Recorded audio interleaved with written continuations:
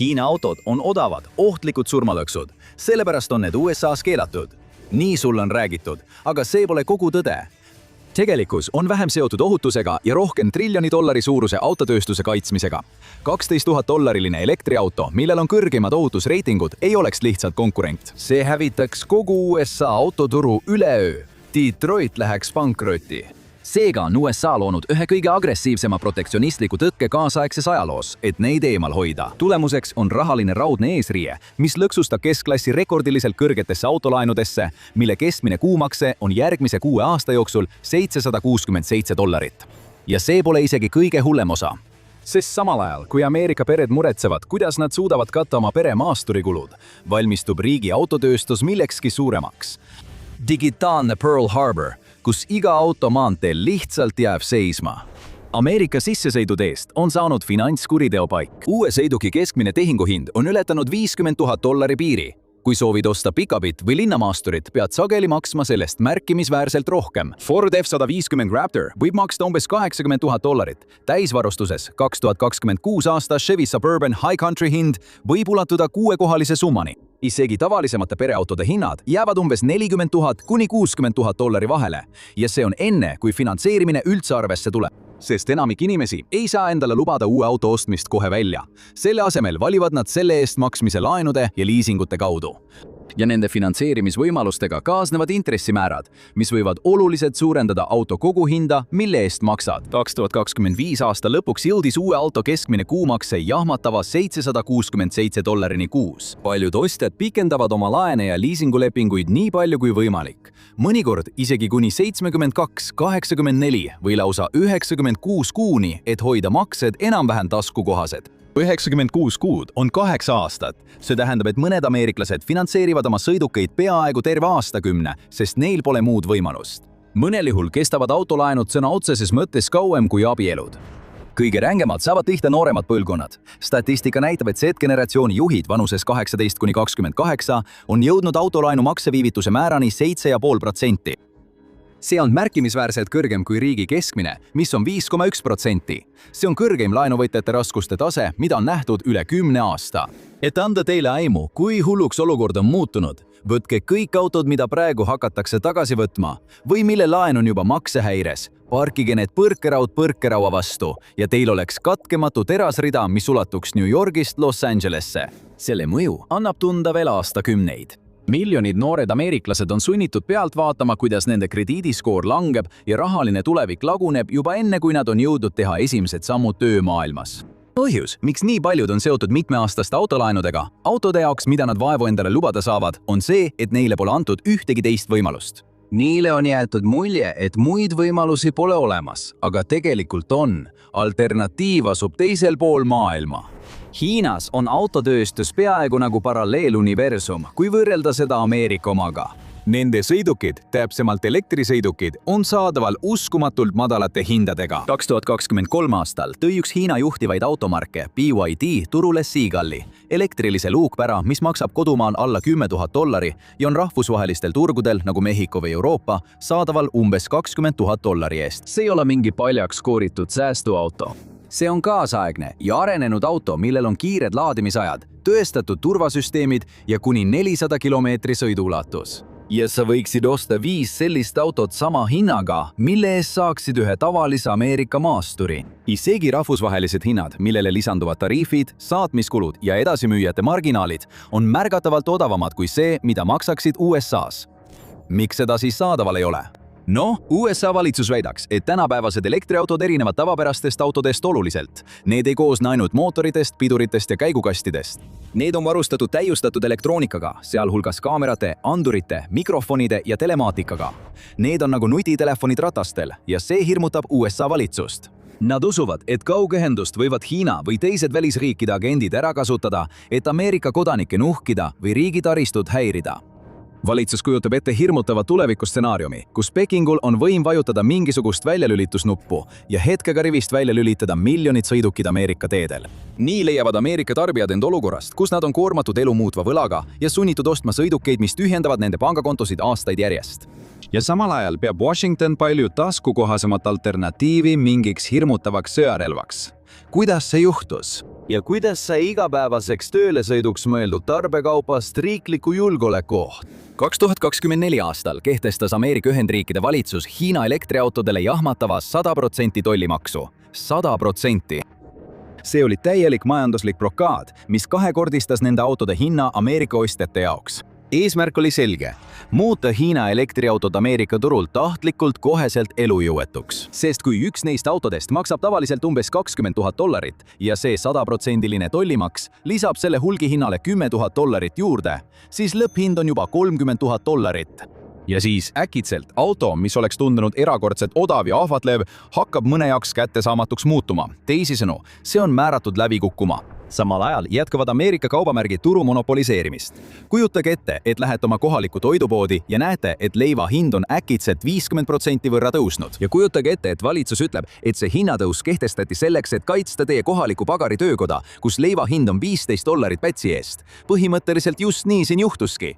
Selle otsuse kiirus ja jõulisus näitasid, kui hirmul oli Washington nende odavate Hiina autode ees, sest tavapärase kaubanduspoliitika juurde ei kuulu nii äärmuslike tollimaksude kehtestamine välismaistele toodetele. 100% tollimakse peetakse üldiselt äärmuslikeks meetmeteks, mida kasutatakse vaid tõeliste hädaolukordade puhul. Kuid Washingtoni sõnul oligi tegemist hädaolukorraga. Valitsus väitis, et nii odavate autode turule lubamine oleks kahjulik.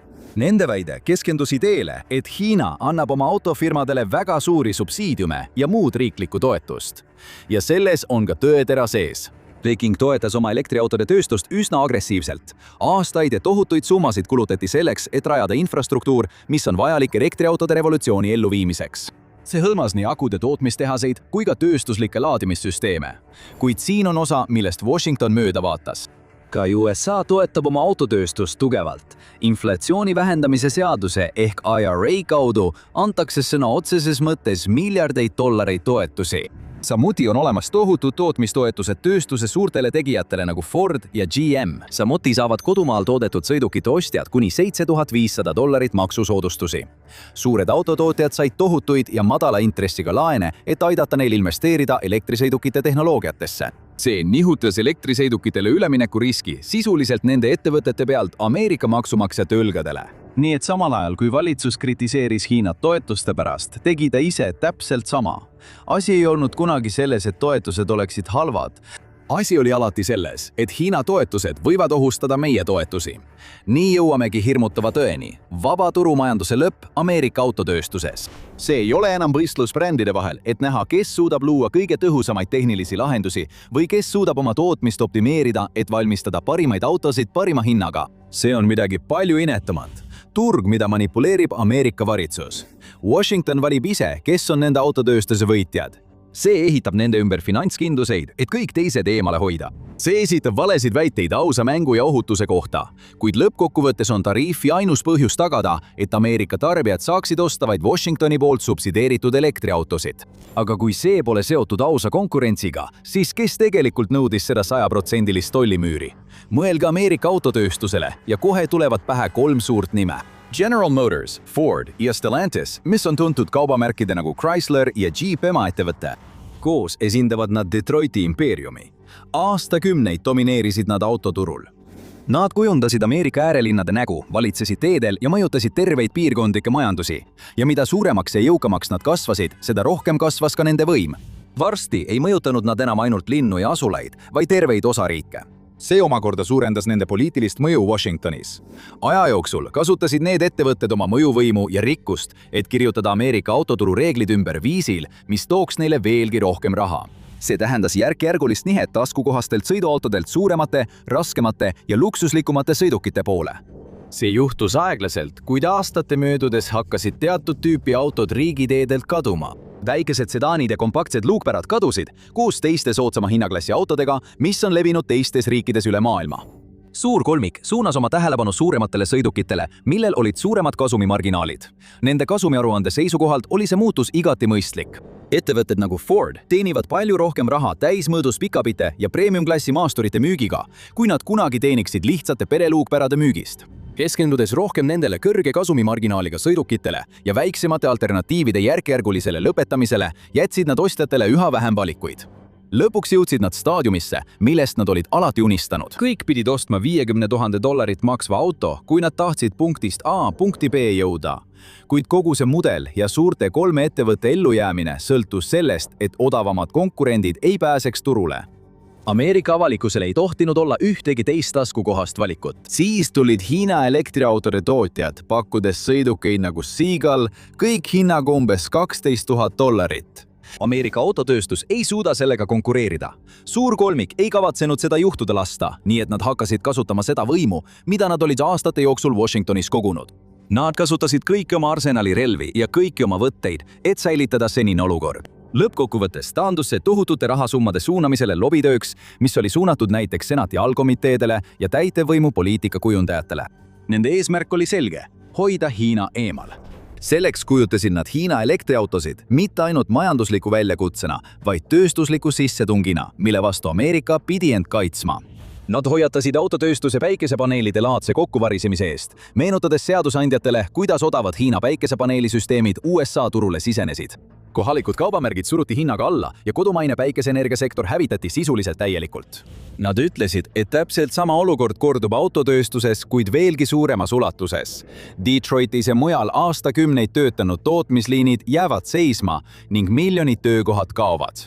Aga Detroit ei saanud lihtsalt välja öelda, et me ei taha neid odavaid Hiina autosid siia, sest me ei suuda nendega konkureerida. Neil oli vaja konkreetsemat ja veenvamat argumenti, midagi, mis tõesti avalikkusele korda läheks. Ja nad leidsid selle. Kui küsida keskmiselt ameeriklaselt, mida ta arvab Hiina autodest, tooksid paljud kahtlemata jutuks ohutuse teema. Nad võivad rääkida sellest, kuidas Hiina ettevõtted hoiavad kvaliteedi arvelt kokku.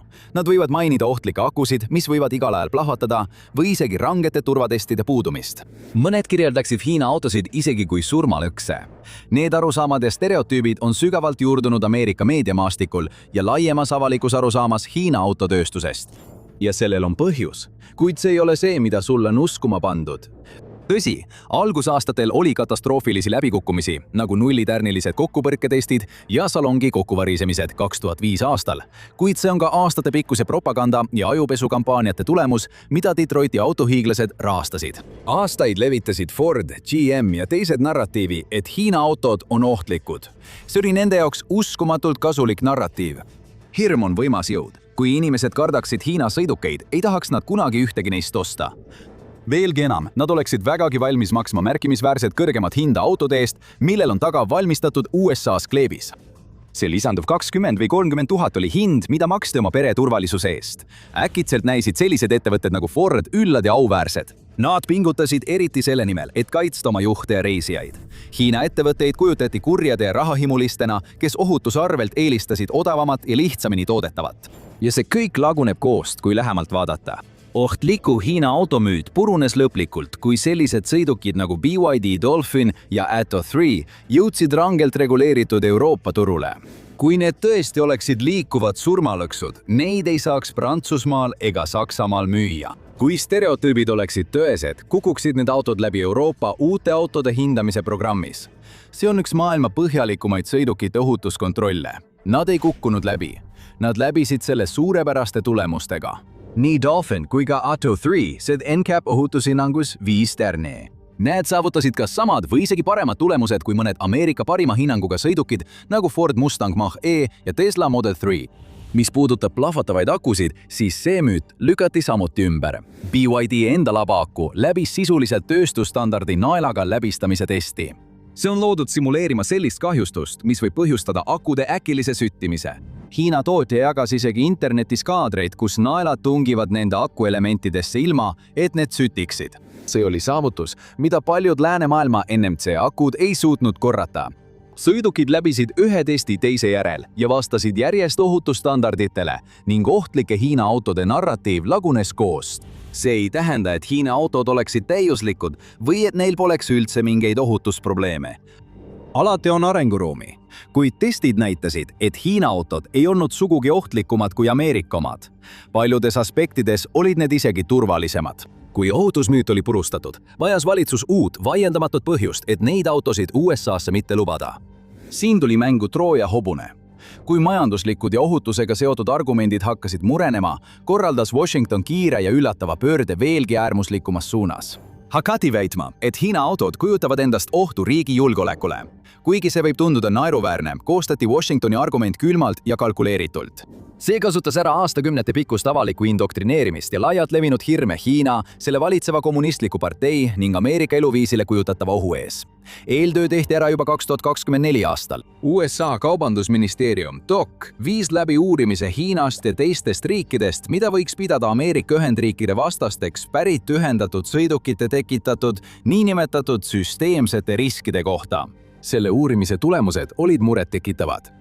DOC selgitas väga üksikasjalikult, kuidas kaasaegseid sõidukeid võiks muuta kübersõjapidamise platvormideks. Uurijad pakkusid välja õudustsenaariumi, omamoodi digitaalse Pearl Harbori, kus Pekingul oleks võim häirida Ameerika ühiskonda enneolematul skaalal. Oletame, et pinged Lõuna-Hiina merel kasvavad. Ammu oodatud Hiina sissetung Taiwanile algab. Täpselt samal hetkel istuvad Ameerika Ühendriikides sajad tuhanded või isegi miljonid Ameerika kodanikud oma Hiina elektriautode roolis. Selleks, et Ameerika ei segaks nende koheseid sissetungiplaane, võiks Hiina luureagentuur edastada igasse sellesse sõidukisse pahatahtliku üle õhu saadetava tarkvarapaketi. See pahavara oleks programmeeritud tavapäraseid süsteeme eirama ning laaditaks igasse autosse kohe alla ja paigaldataks. Mõne sekundiga muutuksid need autod täiesti liikumatuks. Roolisüsteemid lukustuksid, elektroonilised seisupidurid rakenduksid, toiteinverterid lülituksid välja ning juhid kaotaksid oma autode üle kontrolli, enne kui nad arugi saaksid, mis toimub. Silmapilguga jääksid lugematud sõidukid, mis liiguvad mööda maanteid nagu S95 või läbi Manhattani kesklinna labürintete arterite seisma.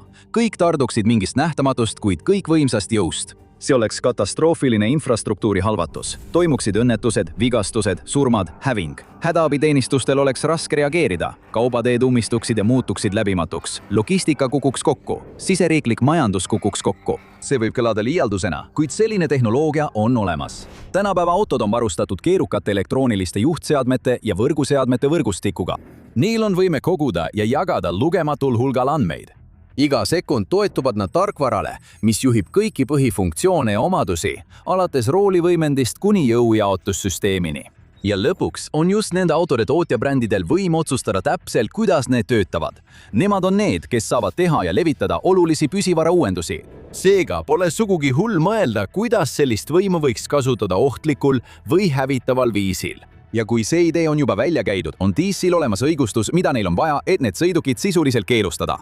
Suur kolmik saab, mida tahab, samal ajal kui nad loovad narratiivi, et see kõik on avalikkuse huvides. Kuid tollimaksud kehtivad ainult Hiinast saadetud autodele. Mis aga juhtub siis, kui autosid ehitatakse kohe kõrval? Tollimüüri kehtestamisega tundus, et USA valitsus oli võitnud. See oli muutnud Pekingil peaaegu võimatuks oma elektriautosid Ameerika turule tuua ja omada kas või vähimatki võimalust konkureerida sellistega nagu Ford ja General Motors. Vähemalt nii see paistis. Aga Hiina ei kavatsenud nii kergelt alla anda. Pekingi strateegidel ei läinud kaua aega, et leida seadusauk. Nad mõistsid, et 100% tollimaksud kehtivad rangete päritolureeglite alusel tootmisele ja peamistele komponentidele. See tähendas, et autode kokkupanek Mehhikos aitab makse vältida ainult siis, kui piisavalt osi toodetakse kohapeal, mitte lihtsalt Hiina sadamaid vältides. Nii et kui neid saab toota ja eksportida kuskil palju Ameerika tarbijale lähemalt, siis need tariifid muutuksid sisuliselt kehtetuks. Nii hakkasid suured Hiina kaubamärgid nagu BYD ja MG vaatama lõuna poole, Mehhikosse. Nad tegid plaane ja viisid need kiiresti ellu. Nad sõlmisid maatehingud ja alustasid täiesti uute, mitme miljardi dollari suuruste autotootmistehaste ehitamist Mehhiko pinnal, vaid lühikese vahemaa kaugusel USA piirist.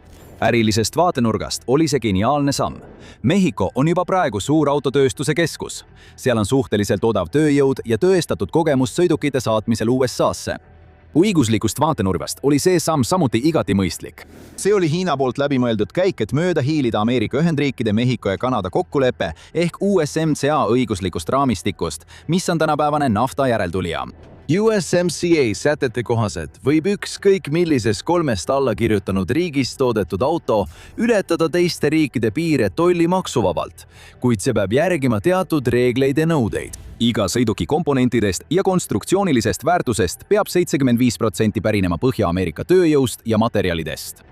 Viies oma tootmistaristu Mehhikosse, kasutades kohalikku terast ja toetudes Mehhiko koostöötöölistele, oli Peking kindel, et suudab 75% nõude hõlpsasti täita. Autod muutusid Hiina impordist Põhja-Ameerika toodeteks. See oli nagu Hiina oleks leidnud salajase tagaukse Ameerika turule. ja kui see plaan töötaks, saaks ta peagi toota selliseid sõidukeid nagu BYD Seagull Mehhikos, transportida need üle piiri Texasesse, maksmata selle protsessi käigus ühtegi maksu. Jällegi oli USA meeleheitel, et seda ei juhtuks. Meeleheitlik sagimine puhkes Ameerika Ühendriikide kaubandusesindaja USTR kontorites. Washingtoni diplomaadid võtsid ühendust oma Mehhiko kolleegidega ning väitsid, et kui need Hiina Trooja hobused nende territooriumile sisenevad, rikuksid nad otseselt USMCA vaimu. Nad ähvardasid isegi vastuseks rakendada agressiivseid meetmeid. See hõlmas ka võimaliku USMCA aegumisklausli rakendamist, mis võiks viia kogu lepingu tühistamiseni. Sellel oleks Mehhiko majandusele katastroofilised tagajärjed. Mehhiko andis järele. Valitsus hakkas tagasi võtma mõningaid stiimuleid, mida ta oli varem Hiina autotootjatele pakkunud. Äkitselt muutus nende jaoks riigis oma tehase rajamine keerulisemaks ja raskemaks. Kuigi mõned neist ettevõtetest teatasid, et nad peatavad oma Mehhiko plaanid, jätkasid teised laienemisega. Tulevik on üha ebakindlam, sest on väga reaalne võimalus, et Mehhikosse tekib paratamatult veelgi rohkem Hiina autotehaseid.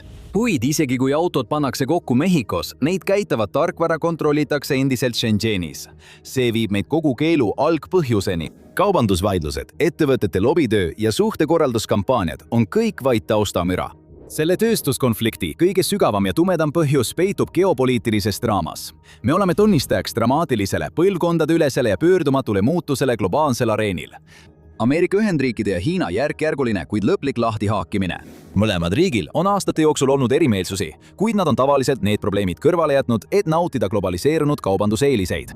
Tarbekaubad saavad vabalt üle ookeanide ja piiride liikuda, lähtudes ainult nõudluse ja pakkumise reeglitest. Poliitiline poosetamine või erimeelsused lükatakse kõrvale. Kui nii praeguseni, kuid nüüd asendatakse see millegi täiesti erinevaga. Ajastuga, kus maailma suurriigid ei ole enam huvitatud, nad tahavad konkurentsi. Selles uues ajastus on tagasihoidlik auto läbi teinud põhjaliku muutuse. Sellest on saanud mehaanilisest tootest tarkvarapõhine vara.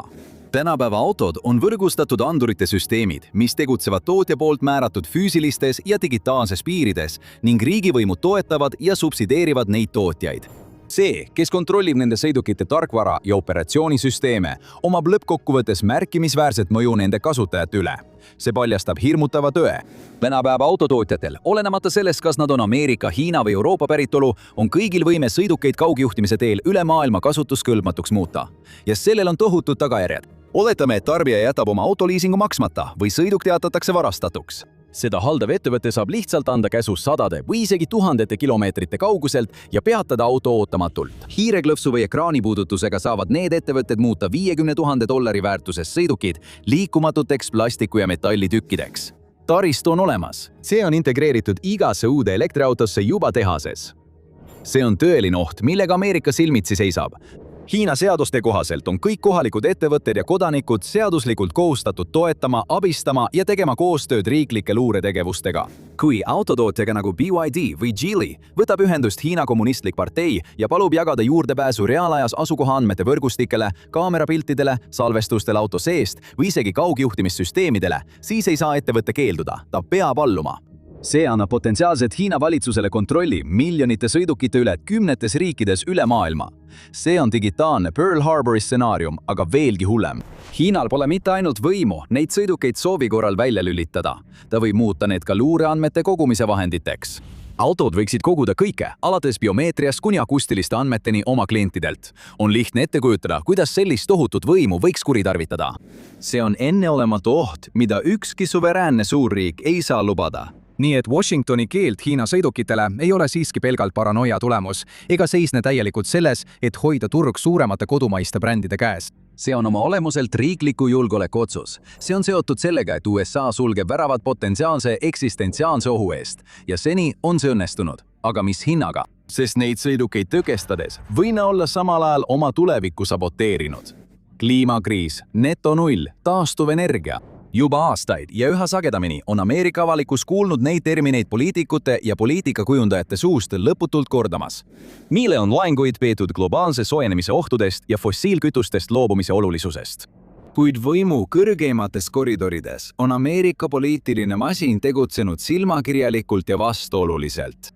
Üht öeldakse, aga tehakse täpselt vastupidist.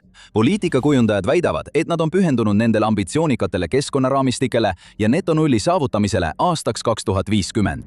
Nad tutvustavad plaane elektrisõidukite massiliseks kasutuselevõtuks, et aidata transpordisektorit dekarboniseerida ja heitmeid vähendada. Kuid nende otsused räägivad hoopis teist keelt.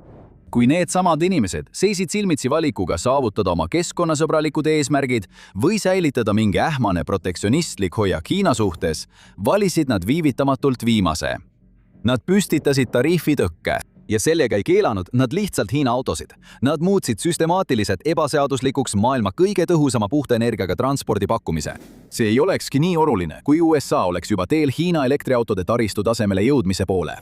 Aga nii see ei ole. USA on sellest kaugel maas.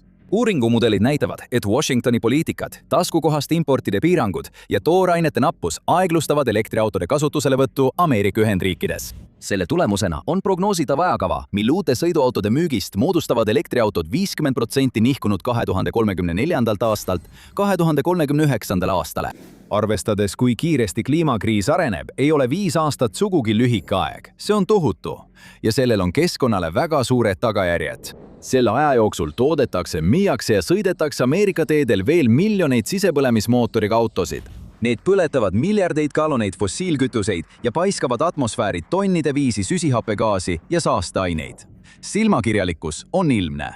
Riik väidab, et tahab planeeti päästa, kuid on muutnud kodanikele võimatuks osta selleks vajalikke taskukohaseid sõidukeid lihtsalt seetõttu, et need pärinevad Hiinast. Tegelikult, kui Hiina autod oleksid turule lubatud, ostaksid inimesed neid. See oleks planeedi heaolu jaoks parem. Selle asemel seisavad inimesed silmitsi valikuga tavaliste maasturite ja veelgi kallimate Ameerika elektriautode vahel. Neil ei ole rahalist võimalust neid kalleid mudeleid endale lubada, mistõttu fossiilkütustel töötavate autode negatiivsed mõjud jätkuvad. Hiilates $12 000 suuruse elektriauto on USA valitsus muutnud rohepöörde massituru liikumisest luksusliku elustiili väljenduseks. See on reserveeritud ainult kõrgemale keskklassile. Tavalisele Ameerika tarbijale öeldakse, et ta peab oma osa andma, samal ajal kui ta jäetakse võimalusest kõrge hinna tõttu kõrvale. Nad on sunnitud kõrvalt vaatama ja nägema, kuidas maailm põleb. Nad on saanud suurimaks ohvriks sõjas, mida nad kunagi ei soovinud. Ameerika Ühendriigid on teinud kinda valiku, mis kajab veel aastaid. Washingtonil oli võimalus edendada taskukohast rohelist revolutsiooni, mis oleks ühendanud maailma majanduse. Selle asemel on otsustatud väravad sulgeda, uksed lukustada ja arendada kõrgete kulude ning suure võlaga kindlusmajandust. Taskukohas Ameerika autoajast on tõesti ja lõplikult läbi. See on likvideeritud osakaupa. Selle asemel on tekkinud uus süsteem, mille hinnapõrand on $25 000 ja mida manipuleeritakse nii, et keskmine ameeriklane jääb lõputult kõrgete intressidega laenude tsüklisse. Uus raudne eesriie on langenud üle maailma tööstusmaastiku. Kuid erinevalt 20. sajandi poliitilisest tõkkest on uus eesriie valmistatud hoopis teistsugustest materjalidest, näiteks 100% tollimaksud. Tollimakse kasutati varem monopoolide kaitsmiseks konkurentsi eest. Kaubanduspiirangud aga muudeti geopoliitilisteks relvadeks, et takistada tootmise ja tarneahelate üleilmset lõimumist. Ja tarkvara kaugväljalülitid, mis on sisse ehitatud igapäevastesse toodetesse ja võimaldavad valitsustel kasutada neid poliitilise võimu vahenditena. Kõige selle keskmes oled sina, Ameerika tarbija. Keskklass ja töölisklass on isoleeritud, lukustatud majandussüsteemidesse, mis imevad nende palgad välja. Neil on takistatud juurdepääs uuenduslikumatele ja keskkonnasõbralikumatele alternatiividele. Niilt võetakse võimalus vähendada oma isikliku süsiniku jalajälge.